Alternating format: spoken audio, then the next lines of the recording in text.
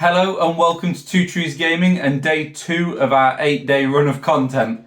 We're going through the good army lists in the Lord of the Rings, and this is the bit I'm most excited for. Taking the profiles in isolation doesn't do much, but we can actually start to see how they might play when we know how they'll fit into the army lists. Very excited for this one.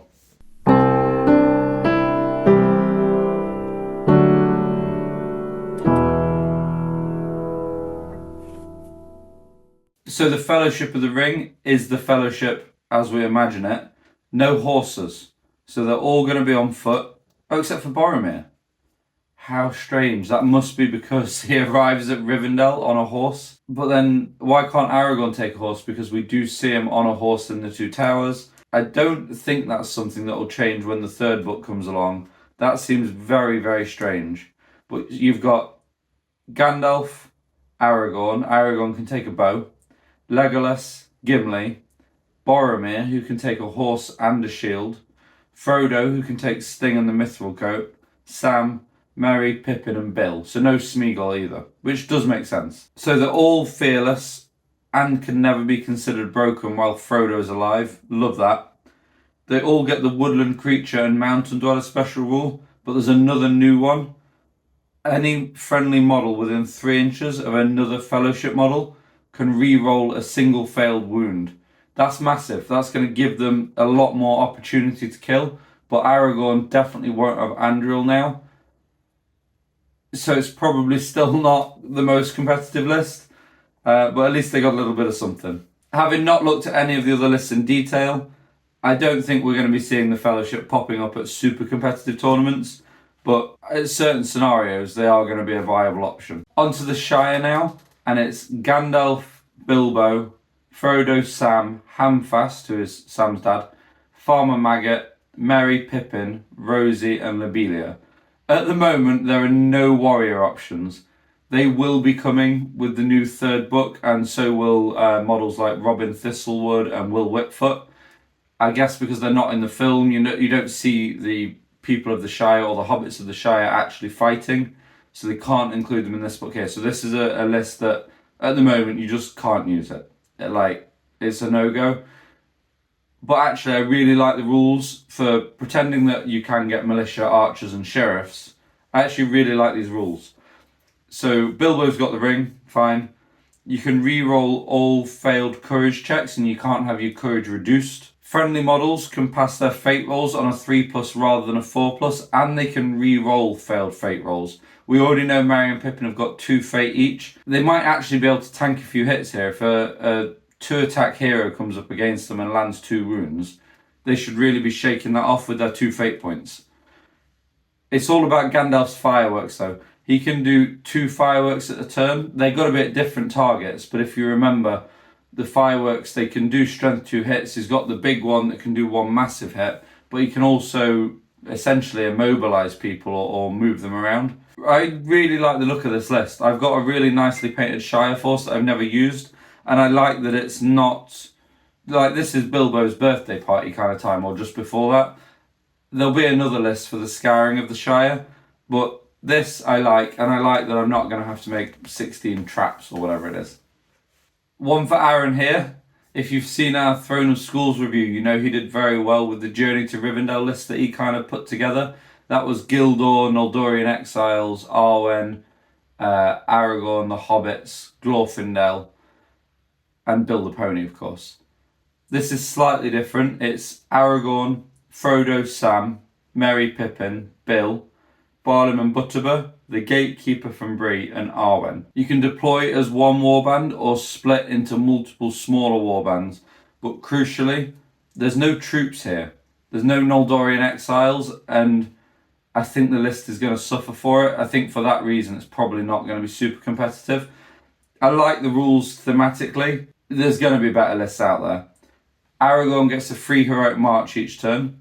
He gives models around him within 6 inches the woodland creature special rule. If Frodo and Arwen are mounted together, Arwen can use Frodo's might, will and fate, and her attacks go up to 3, so she's doing the whole if you want him, come and claim him, and she gets resistant to magic, which is obviously going to help thematically against all the mounted ring wraiths. When she's within 6 inches of Frodo, She can also re-roll dice when making casting tests, so her Wrath of Bruinine can reliably go off. And she gains the Fearless special, so I guess she can charge into the Nazgul. I love all of that. My favourite rule, though, is you can choose for the scenario to be played at night time, so you can protect yourself from shooting. Or if you've got the only bow in the game, you can give Aragorn +1 to wound on it. But obviously, without any troops, it's probably not going to work. Hopefully, even though we know Gildor's gone to Legacy, so he won't be in the game, hopefully Wood Elves will. So when the new Armies of Middle-earth book comes out, there'll be an addition to Road to Rivendell, and it'll be Wood Elves. Speaking of Wood Elves, the next list is the Breaking of the Fellowship. This is very similar to as it is now. Boromir gets his special belt that gives him Woodland Creature. Frodo can cast the Blinding Light magical power. Gimli gets to re-roll the Jewel dice. It's all the same from the Fellowship's point of view. You can also take Haldir and Lothlórien warriors now, who are Wood Elves essentially. I love the idea of sprinkling these in. You've still got to have them only in Haldir's warband, so you're still going to be limited in the amount you can have, but it means you can take this list at a higher points value. And if you wanted to get competitive with it, maybe you drop Sam, Merry, Pippin, and Boromir, and take Haldir and quite a few Lothlórien warriors. It doesn't feel right dropping those though, but whatever the case, it's definitely more viable as a list now. It's definitely an upgrade because it was perfectly good at 600 points before. Now it's better. So really, really like the Breaking of the Fellowship. So far, favourite one I've seen. Okay, we're into Rohan now, and I imagine there's going to be quite a lot of Rohan lists because you've got the Third Age stuff with Theodred, Pelennor Fields, Helms Deep, and then you've got all the War of the Rohirrim stuff as well now. Although we know Earl the Young has gone to Legacy, there's still going to be a lot of Rohan lists. When they announced the army lists were changing, they said there were going to be really hyper-focused lists like Road to Rivendell and Breaking of the Fellowship, and then there would be broader lists that give a bit more options.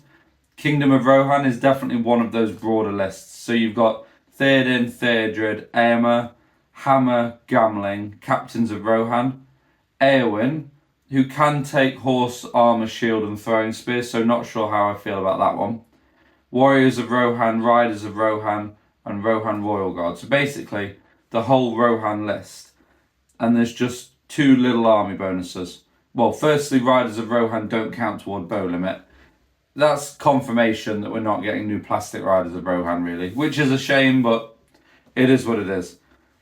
Friendly Rohan cavalry gain +1 strength on a turn they charge. Very much needed. And then the Horse Lord special rule increases from a 6+ to a 5+. So if a hero with Horse Lord, which is all of these ones, their horse dies, you roll a dice on a 6+, it survives. Now that's a 5+. Good to have the options. I'm expecting more exciting ones to come, but those people that want to build out super competitive mixers of all different things can probably find what they're looking for here. Okay, now we're talking. This is the one I've been wanting to see, the Road to Helm's Deep. I'm just going to read up on it really quickly. So Road to Helm's Deep is my favourite list so far.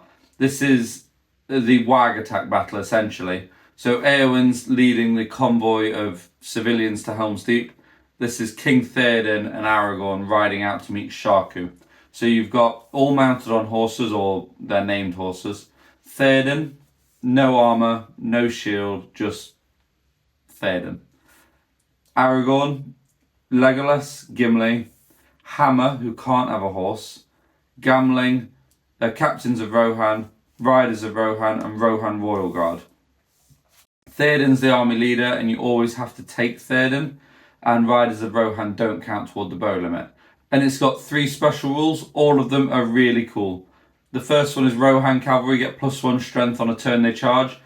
I do wish that was all cavalry. I love the idea of strength 5 Aragorn ploughing into the Wag Riders, but it is what it is. Legolas and Gimli can be mounted together. So Gimli can be a passenger on Legolas's horse, and Legolas goes up to 3 attacks and can use Gimli's might, will and fate as if they were his own.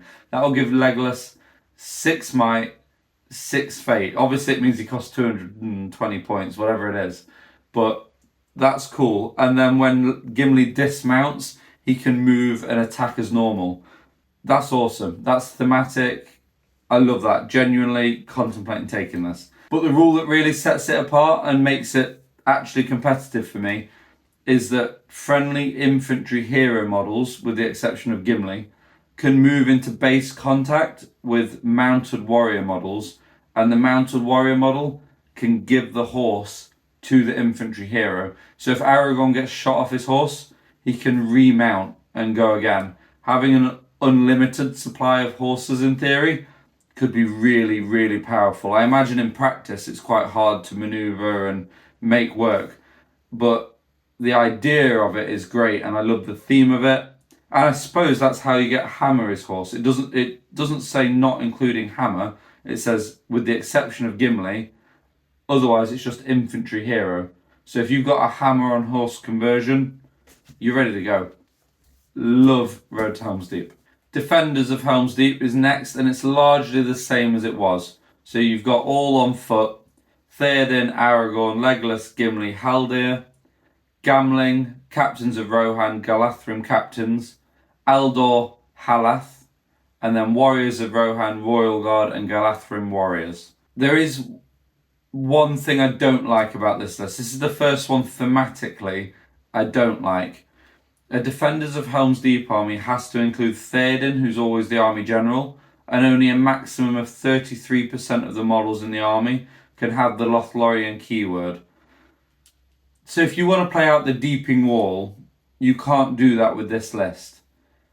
You want Aragorn, Legolas, Gimli, Haldir, and just a load of elves. No spears and shields. 200 weapons, bows, let's go. That's a bit disappointing. It's also pretty much the same as it was. Haldir treats Aragorn and Theoden as a banner, and he can re-roll to wound rolls when making strikes. If you're broken, you get some courage bonuses, and then the archers get an extra 6 inches on their range. That's not throwing weapons, that is just the bows. It's not the type of list I would use. I like to be on the front foot, moving around, dictating the play. This is very much a stand back, take your shots, wait for them to come to you, and then strike, hoping that you've picked off key targets. It's okay. It doesn't excite me. The people that like it will like it. I just wish you could take it as a Deeping Wall army. Next up is Ride Out. This is the scene where Aragorn and Theoden draw swords together and ride out from the Gate of Helm's Deep. We've seen this in a preview already. In short, it's Theoden, Aragorn, Legolas, Gamling, captains of Rohan, riders of Rohan, and Royal Guard. The riders don't count toward the bow limit, and you've got to take Theoden, which is fine. Maybe you should also have to take Aragorn, but that's by the by. All cavalry get +1 strength on a turn they charge, so this is the one where you get your strength 5 Aragorn. You can also re-roll any ones for a dual roll, so Aragorn is just going to be able to mince through things. If he's on the charge, he's getting 4 dice, he's probably got Gamling's banner, and is re-rolling any ones. He's going to be consistently getting 6s. I guess the flip side is you're probably going to be pretty heavily outnumbered. They all gain the Fearless special rule, and once per game, you can give your whole army the Terror special rule. I really like that. That's going to stop you getting charged and allow you to keep momentum. I like it. It's not my favourite one, but I do like it. Riders of Eomer now, and Aaron and Louis swear by the old Riders of Eomer, and this one is much better. You've got the same look to the sun rule where you can give all the enemy -1 dual roll for the turn. That's incredibly powerful. It can't be understated just how much that can swing a game, especially if you're against semi-elite models, elves, Beornings. They just drop like they're orcs if you've got -1 on the dual roll. And then if you're like a goblin, someone who's already got a lower fight value, you end up not winning a fight for a whole turn. But it's better. All models, or all friendly Rohan cavalry models, get +1 strength on a turn that they charge. That used to be within range of Eomer, I think. But crucially, Eomer, who's now better than he used to be, gets a free heroic combat each turn. This is insanely good. The only thing I'll say is that the models all of a sudden look quite expensive. Eomer's 140 points without his throwing spears. Gandalf's 225, and don't forget Gandalf the White's now a combat beast. He's going to do his look to the sun and just plow in there with 3 attacks. From the way Aaron and Louis played it, they definitely relied on Gandalf's Sorcerer's Blast, dismounting things to let them get the charge bonus. But this is good. Nice to see Riders of eomer up there. Riders of Theoden is next, and it's largely unchanged. So you've got Theoden, eomer, Eowyn, who has to take Merry, so she's Durnelm. Gamling, Captains of Rohan, Riders of Rohan, and Royal Guard. Theoden has to be taken, obviously, and Riders of Rohan don't count toward the bow limit. +1 strength on a turn they charge if they're Rohan cavalry, which is obviously the whole list. And they still get the death special rule, where once per game, Theoden can shout death, and all friendly Rohan heroes within 12 inches can call a free heroic combat or free heroic strike. There is a little added bonus though, where cavalry warrior models within 3 inches of Theoden or eomer get the dominant 2 special rule. I guess maybe Riders of Theoden was struggling in some objective-based scenarios, or more likely, they're trying to encourage you to take some warriors with it.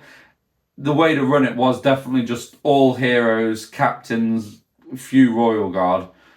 Now maybe you'll get a few more warriors, or because of the lack of heroes, you might get more warriors anyway. I'm not sure. I would like to have seen some kind of disguise for Eowyn maybe, or the ability to include her in somebody else's warband, just as a little kind of thematic touch. But really good, powerful list. It's always been solid.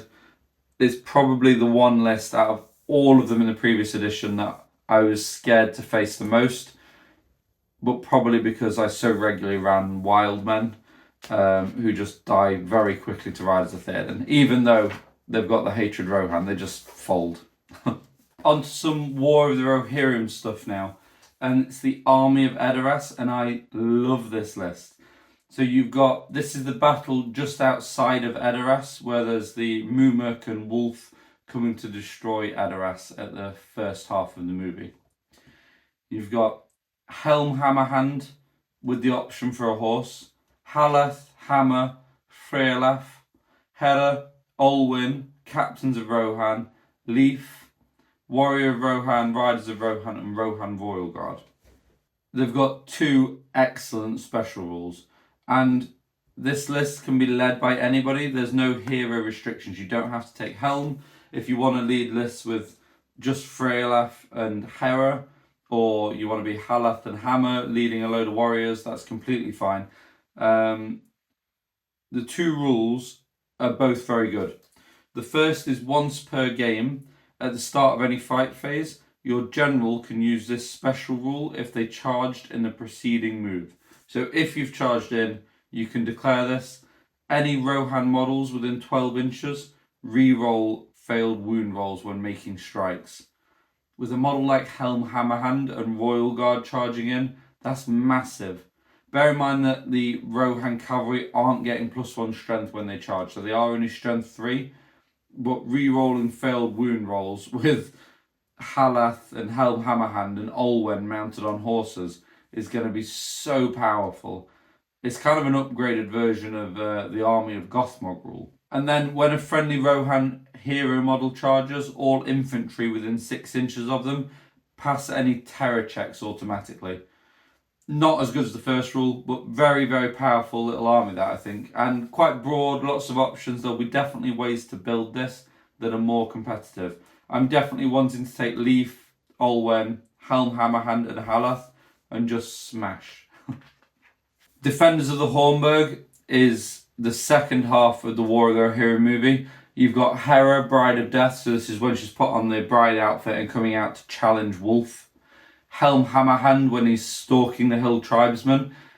And then you've got Rohan infantry and captains. You've also got a little cavalry contingent if you want it. Leaf can take a horse, Olwen can take a horse, and you can take Riders of Rohan. They do count towards the bow limit though, so you're going to be capped at a 3rd Riders of Rohan. Rohan infantry gain the dominant 2 special rule. So that's going to be good for holding objectives, and I guess represents them hunkering down in Helm's Deep. Helm Hammerhand can't lead any warriors, that makes sense obviously. And then all Rohan infantry re-roll rolls of a 1 when making strikes. This is infantry warriors, so it's not going to apply to Hera or Helm. Still a nice little bonus. And at the end phase of a turn in which Helm has killed a monster or hero, enemies within 3 inches of him take a terror check. If they fail, they move their maximum move directly away from Helm. I like this. I don't think it's as good as the Army of Edoras, but then Hera, Bride of Death, and Helm Hammerhand are both super powerful. I do just wish Hera had a horse though. She's definitely on one in the film. I presume maybe at the point they made the models they weren't allowed to see the entire film. We've obviously not got scenarios for the back end of the film either.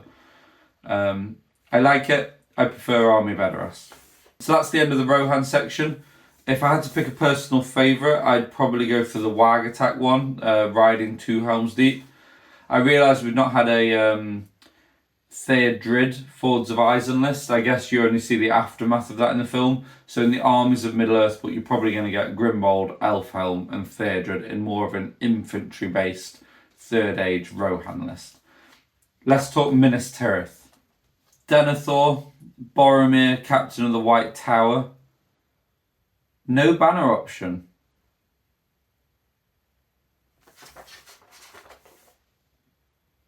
Yeah. No banner option for Boromir in Minas Tirith. Faramir, Irolas, Captains of Minas Tirith, and then you've got Warriors, Knights, Citadel Guard and Fountain Court. If the army includes Denethor, he has to be the general, but you don't have to take him, so you could take Boromir or Faramir, or even Irolas or a captain leading if you wanted to. Denethor, if you take him, will let you automatically win priority for a turn. Faramir has to charge if he's on the board and Denethor's on the board as well. And if Faramir's got the cavalry keyword, when he charges in, you make a note of where he was. Any models within 6 inches of that gain the Fearless special rule and can also charge. I guess that represents his charge back into osgiliath. There's obviously not a lot going for it. But, oh sorry, they're not just Fearless, they also gain +1 to their fight value. So that's Fight 5 Knights of Gondor. Wow. I want to do a retaking osgiliath list now, which is just Faramir and piles of knights. I guess the issue is you're limited there because you can't now take a captain on a horse. But the 2 brothers and just loads of knights, I want to see that. Whether it's powerful or not, I don't know, but it's definitely more powerful than it used to be. Pretty standard Minas Tirith list. I like it. There's no trebuchet, so I assume we're going to get like a defending the walls in a minute. But it's okay. And no bolt thrower either. Maybe that'll come in the Armies of Middle-earth, but we don't see the bolt thrower in the film. But surprise, there's no trebuchet. Garrison of ithilien next. So this is the scene where Sam gives his "Is there some good in this world, Mr. Frodo" speech at the end of the 2 towers. So it's a mix of Minas Tirith and Rangers. So you can take 50% bows. So it does mean it is that scene in osgiliath. You can't just go pure ithilien Rangers now. It makes sense gameplay-wise. Some of the thematic choices I've been a bit sad about. Like, I want to be able to run a Ranger list so that I can then do 2 Mimics and Rangers. I think that one is for narrative play, though. It's a little oppressive to run at 50 bows unless they were going to give them all dominant 3 and make them cost more points and then there's less of them. Something like that. It wouldn't have worked. I think this is the way this had to go. So, yes, I want to be able to run pure Rangers, but I understand why you can't. You got Faramir, Madril, Damrod. Don't forget he's had a bit of a buff. Frodo, Sam, Smeagol, Captains of Minas Tirith, Warriors, Knights of Minas Tirith, Rangers of Gondor, and osgiliath veterans, who obviously are a little better than they used to be. Frodo and Sam can deploy with Faramir. You don't have to take Frodo, Sam and Smeagol like you did in the previous list. Like I say, you're 50% bows now. You get Woodland Creature and Mountain Dweller.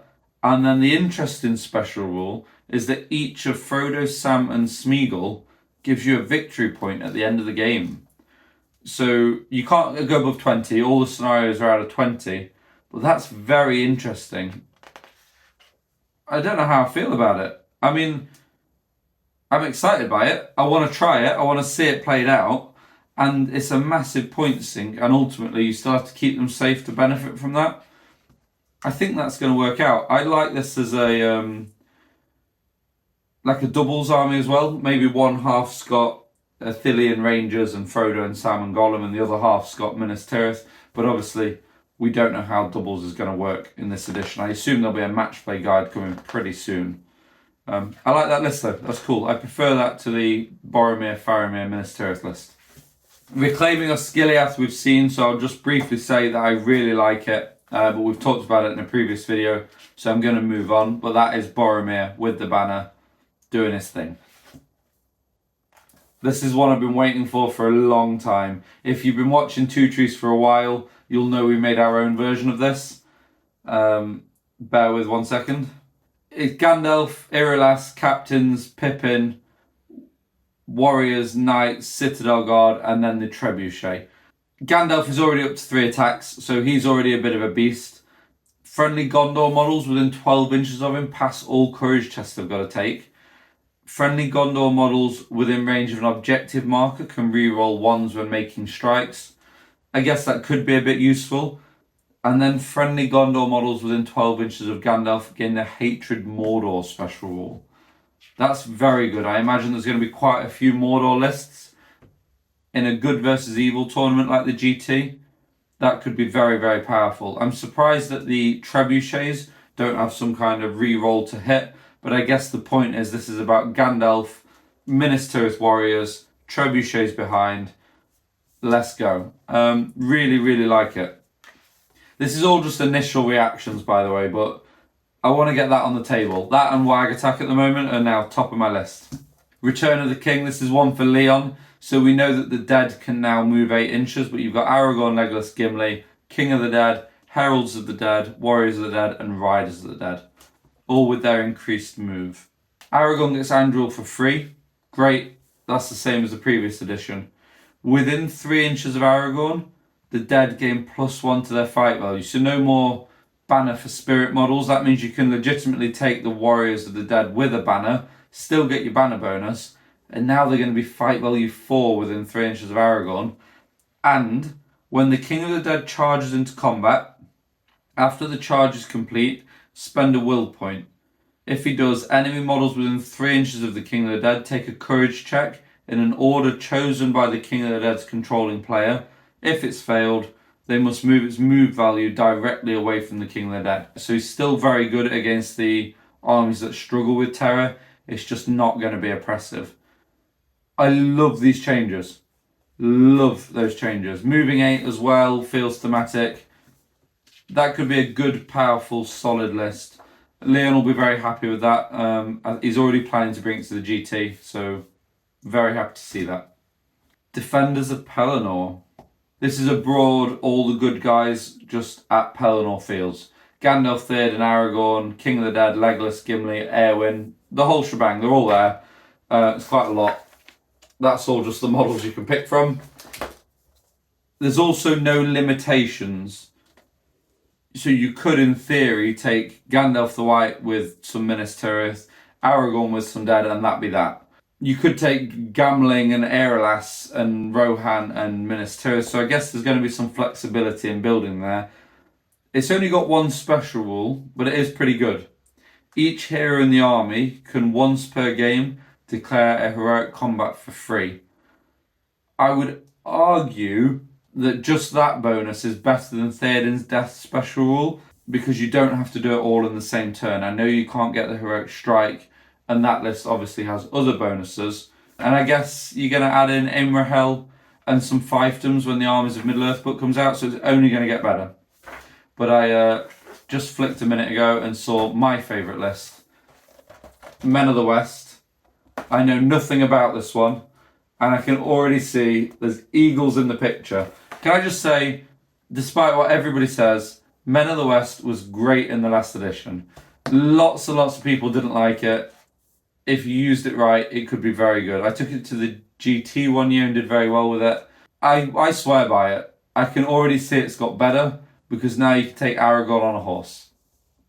So you got Aragorn on horse, Gwaihir, Gandalf, who's obviously now a combat master, Eomer, who's now fight value 6, Legolas, Gimli, Legolas and Eomer can also take horses, captains of Minas Tirith, captains of Rohan, who can't take horses, Merry, Pippin, warriors of Minas Tirith, warriors of Rohan, and great eagles. Oh, I like this. So you have to include Aragorn, that's fine.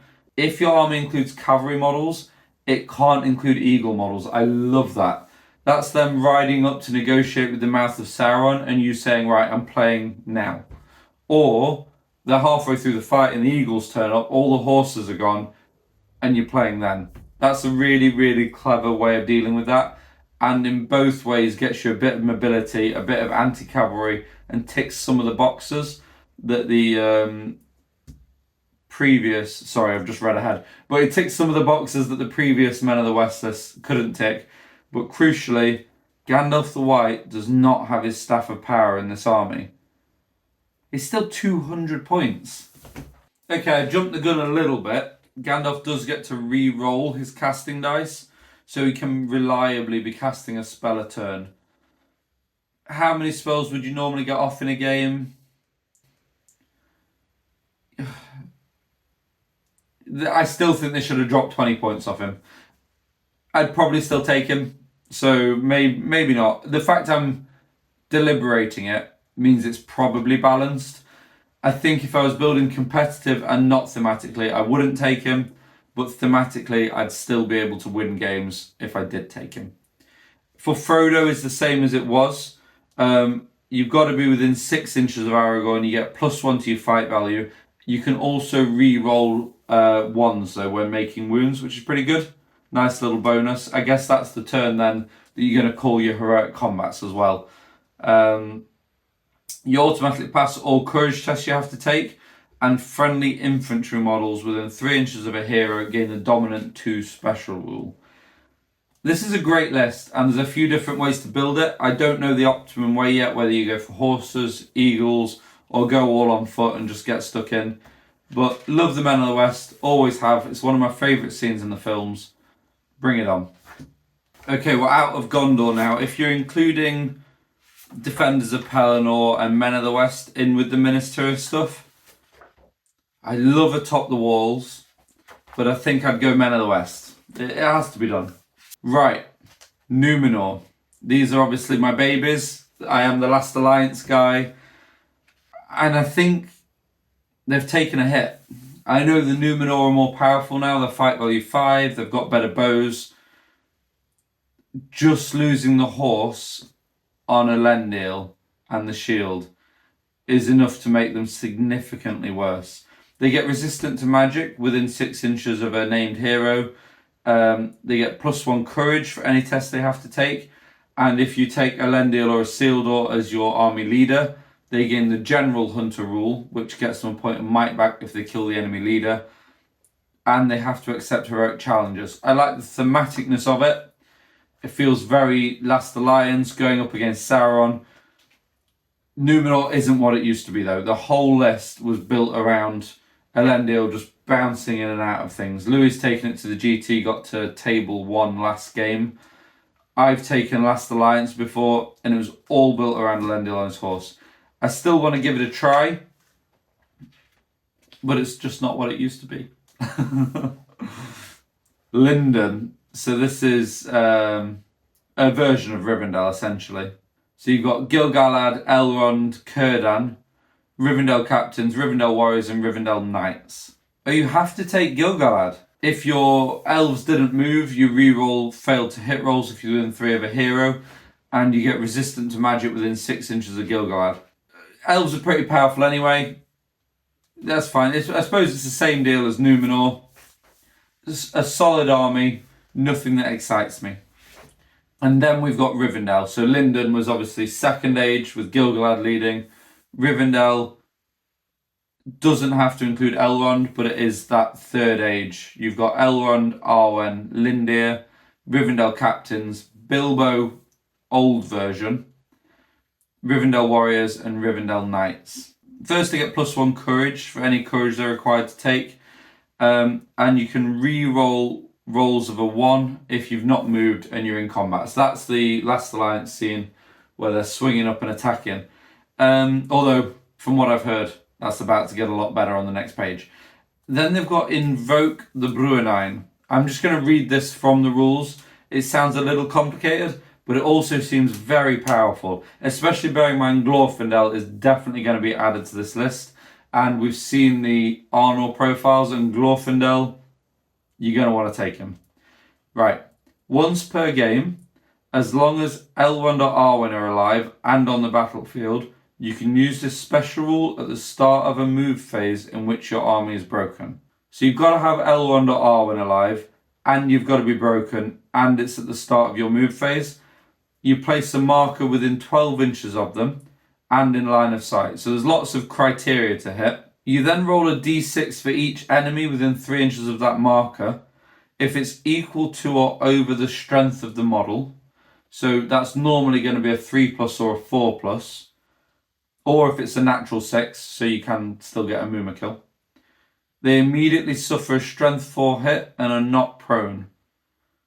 That's crazy.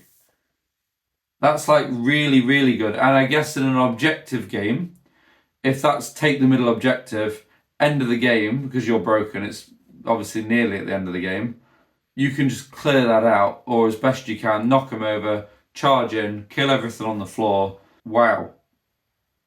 I want to see that in action. I really like that. It doesn't seem crazy powerful, because ultimately you've still got Elrond as your only killer. You've got Lindir, Arwen, captains. There's not loads in the list that's going to make it super, super powerful, but that rule makes it viable. And obviously adding Glorfindel in is going to make it a lot better. Okay, Last Alliance, and I love the Last Alliance. I've taken them to multiple tournaments, and obviously we've got our huge Last Alliance battle on the channel. It's our most popular video by a mile. Last Alliance is now going to play very differently in a competitive setting. It used to be about bouncing the heroes around, assassinate their heroes, break them as quick as you can, and then just let the warriors run. It's nothing like that now. It's a much more warrior-driven defensive approach. So, no horses. You've got, well, apart from on Isildur, you've got Elendil, Gil-galad, Isildur, Elrond. Elrond can also take a horse. Captains of Númenor, Rivendell captain, who can take a horse. Warriors of Númenor, Rivendell warriors. You have to have at least one named Númenor hero and one named Rivendell hero, and you can only lead Númenor leads Númenor, Rivendell leads Rivendell. We're going to come to the Whirl of Steel special rule in a minute. Friendly models can re-roll dice that roll a 1 when making courage checks, and you can re-roll 1s when making strikes if you've got Númenor fighting through Rivendell or Rivendell fighting through Númenor. Fine. The rule that is going to, or the rule that people think is going to break the game is the Whirl of Steel. I'm going to read it as it is because it's quite a big rule. Whenever a friendly Rivendell infantry model that's not engaged in combat is charged, they roll a d6. On a natural 6, the model that charged them immediately suffers a wound. So basically, if you charge a Rivendell warrior, on the roll of a 6, you take a wound. It doesn't say that that's only infantry models. So if you've got Smaug and you charge into one, on the roll of a 6, you take a wound.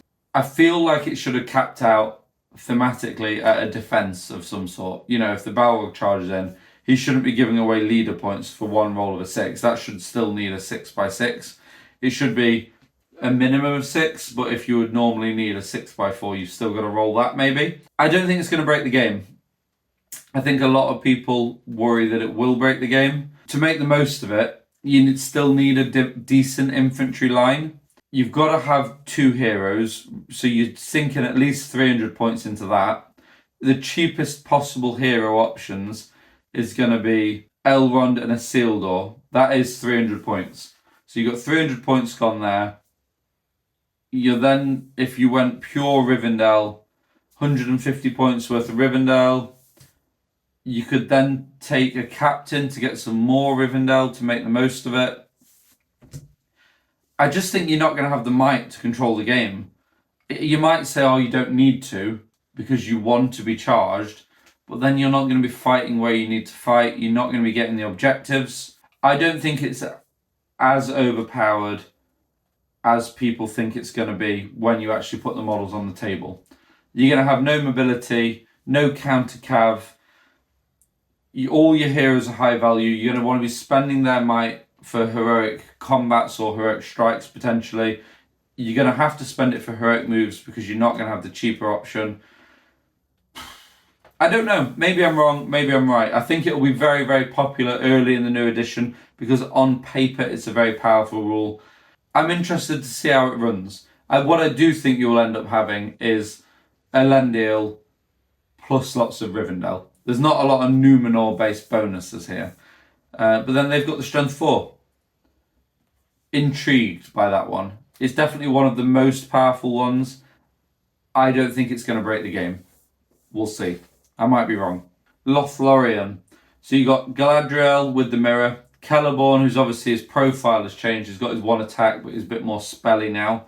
Haldir, Galadhrim captains, Lothlórien captains, Galadhrim and Lothlórien warriors. Everybody gets resistant to magic special rule, and if the opponent can't see you because of the effects of an elven cloak, you can reroll 1s to hit when making shooting attacks. It's okay.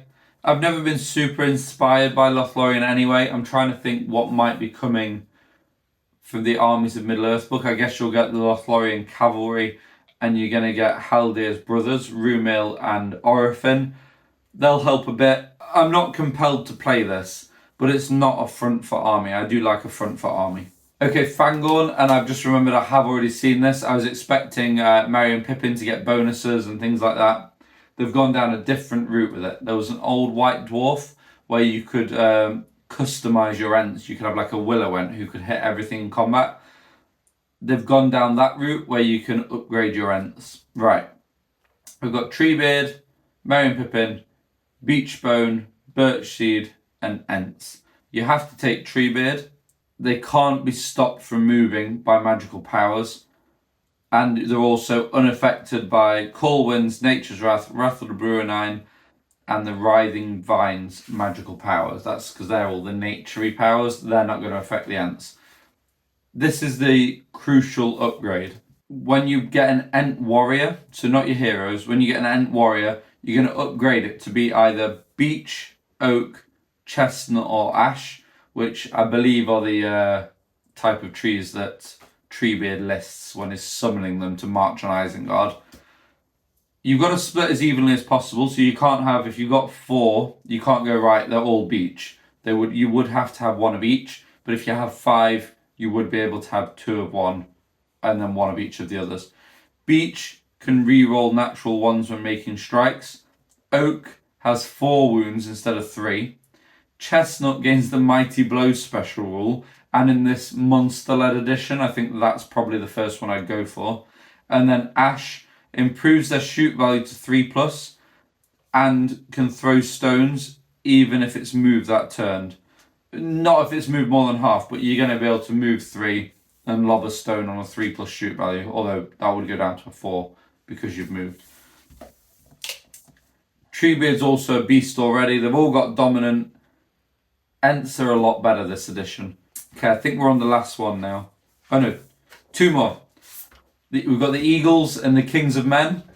And then we'll come back and do Evil in another video.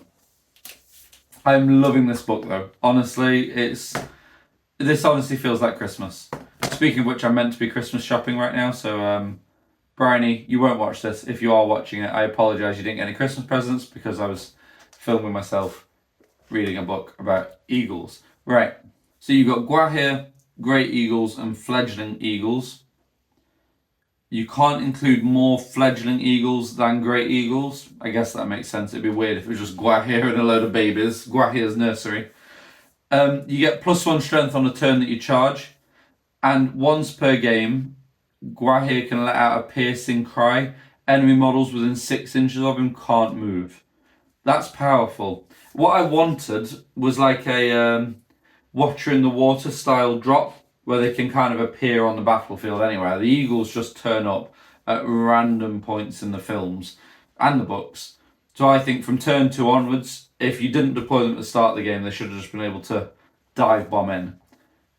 Whatever the case, I like this. That not being able to move rule is very, very good. I think they're still too limited. Gwaihir only having 3 points of might and being the only, I think he's got 3 points of might, but Gwahir being the only hero is a bit of an issue. They can hit the spear supports now. I'm sure they've playtested it. I've never been a big Eagle fan either. I've never struggled against them. I just kind of, but I've always had Gilgalad and Elendil, I suppose, or Saruman with spells. Jumping them, heroic combating, striking, bouncing into the next one has always been a good option. I guess heroic strike is less reliable now. We'll see. I'm going to try them out for definite. I think Leon might have dibs on them, but I definitely want to try them out. Okay, Realms of Men, and Louis has been texting me about this one, so I know all about this. He's got dibs on it for Throne of Schools next year, but love the Realms of Men. I'm just going to read and I'll get back to you. So, Kings of Men are good now. They're limited to the Realms of Men list. And it just stops you taking any unique heroes. So you can take Kings of Men, you can have Kings of Men from Númenor, Dale, which obviously will be in the Hobbit book, Rohan, Gondor. You can mix and match them as you want and lead what your King of Men from that faction can lead warriors from that faction and can take non-unique models from that faction. So if you've got a King of Men from Gondor, you can take a Battlecry Trebuchet, or you could take Captains of Minas Tirith, that kind of thing. The one that's leading the most models is the one that is your leader. They're all Hero of Legend, and they're all fight value 6 now. They can also have heavy armor and a shield. So Louis is going to be absolutely buzzing. He's talking about using Earl as a Rohan King of Men. He's got his Captain of Númenor conversion for a Númenor King of Men. I assume he's going to make a Dale one. It's going to be very, very unthematic because he's going to have Númenor next to Dale, next to Rohan, next to Minas Tirith, next to Arnor probably. But it's very cool. And each King of Men from that faction gets a little bonus. So Gondor gains the leader, Citadel Guard and Fountain Court Guard and 3 might points. Rohan gets Expert Rider and Horse Lord. Arnor gets Fearless and 3 attacks. Dale increases their standfast to 12 inches and it can affect friendly Dale hero models and they go up to 3 wounds. And Númenor gets resistant to magic and its strength value is 5. This is a good list, and which is why Louis wants it. He's obviously filthy competitive Louis, but you could build this in a way that is very, very powerful with a mix and match of all the best from everything, especially with Númenor being fight value 5 now as well, strength 4, and then you chuck a trebuchet in there or a wind lance, a bit of Rohan cavalry. It's going to work better at higher points where you can just take everything, but this is good. And that is the end of the good half of the Armies of Lord of the Rings. I absolutely love it. I knew I would, and I wanted to like it, but there's actually even more in here than I thought there would be. The ones that jump out to me from the good half then, I'm struggling to remember them all. Men of the West I'm always going to love, but Men of the West aside, Wag Attack, Rivendell with Elrond and Arwen and the Wrath of the Bruinine. I'm definitely going to make a water horse kind of marker. There's just so much I want to use. Breaking of the Fellowship with the elves. There's loads, honestly. And Battle for Edoras as well. And the Helm, Hammerhand, Wraith of the Hornburg. I love them all. I love them all. I'm here. I want to try them all. We're going to get them all on the channel at some point. Thank you so much for watching. Tomorrow we'll be cracking on with the profiles of the forces of evil. And remember, if you are enjoying this content, please do sign up for the Patreon, or if you can't afford that or don't want to, please at least like and subscribe. It means an awful, awful lot to us. We'll see you tomorrow.